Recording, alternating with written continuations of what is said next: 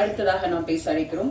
முற்றத்து மல்லிகையை தொட்டு வரும் தென்றல் போல இவரின் கவிதை, காதல், கவிதா உணர்வுகளில் கலந்து உயிரினில் மிதந்து நினைவுகளில் துளிர்த்து ஆனந்தம் தரும் அற்புத படைப்புகள் தரும் இயக்குனர் தயாரிப்பாளர் லிங்குசாமி அவர்களை பேச அழைக்கிறோம். இடையில கவிதை வேற வந்துச்சு. எல்லாருக்கும் வணக்கம். இந்த படத்தை ஒரு அடிக்ஷன் உள்ளவங்களால தான் எடுக்க முடியும். சினிமா மேலே மிகப்பெரிய அடிக்ஷன் இருக்கிறவங்க மட்டும்தான் இந்த படத்தை எடுக்க முடியும். அது தயத்துக்கு இருக்குது. அந்த படம் பண்ண ரஞ்சித் சார் இருக்குது. கண்டிப்பாக இந்த படம் இந்த காலகட்டத்தின் குரல்னு ஒரு சில படங்கள் இருக்கும். இந்த நேரத்துக்கு இந்த காலகட்டத்துக்கு உண்மையிலே தேவையான ஒரு படம். நானும் செல்வமணி சார் தான் பார்த்துட்டு வந்தோம். படம் பார்த்துட்டு இந்த படத்துலேருந்து வெளியில் வர்றதுக்கு ரொம்ப நேரமாச்சு. நம்மளும் கொஞ்சமாவது இதுலேருந்து கொஞ்சம் கிராஸ் ஆகி வந்திருப்போம். எனக்கும் இந்த வாழ்க்கையில் கொஞ்சம் அனுபவம் இருக்குது.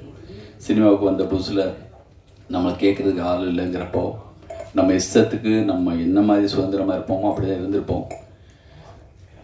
நிறைய பேருக்கு அதை கடந்து வராதவங்க நம்ம லைஃப்பில் கொஞ்சம் பேர் கண்டிப்பாக நம்ம இந்த ஃபீல்டில் வந்து அதை கடக்காதவங்க இருக்க மாட்டாங்க.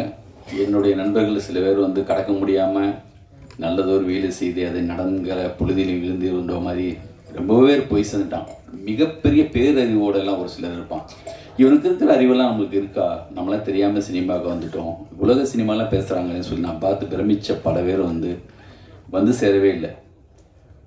எனக்கு வந்து பெரிய ஒரு பார்த்து வந்து இவங்ககிட்டலாம் இவ்வளவு இருக்கேப்பா, பைசைக்கிள் டிவிஸ்லேருந்து ஆரம்பித்து அக்ரோகுருசாலேருந்து இப்படி பேசுகிறாங்களே அப்படி இருக்கும்.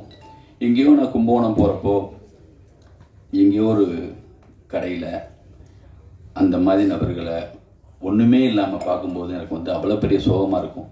இந்த படத்துடைய ஒவ்வொரு முறையும் அவர் காதில் கதையை எங்கேயும் சொல்லிடாங்கன்னு சொல்கிறாரோன்னு நினைக்கிறேன். டைரக்டரு என்ன சொன்னான்னு தெரியல. இருந்தாலுமே எனக்கு படம் பார்க்கும்போது பதட்டமாக இருந்துச்சு. எனக்கு வந்து என்னென்னா ஒரு சில முக்கியமான 3 இடம் இந்த படத்தில் வந்து அப்படி பதட்டமான ஒரு முக்கியமான இடங்கள் இருக்குது. எண்டு மட்டும் எப்படியாவது இவன் மீண்டு வந்துடக்கூடாதாங்கிற ஒரு பெரும் ஏக்கம் எனக்கு இருந்துகிட்டே இருந்துச்சு.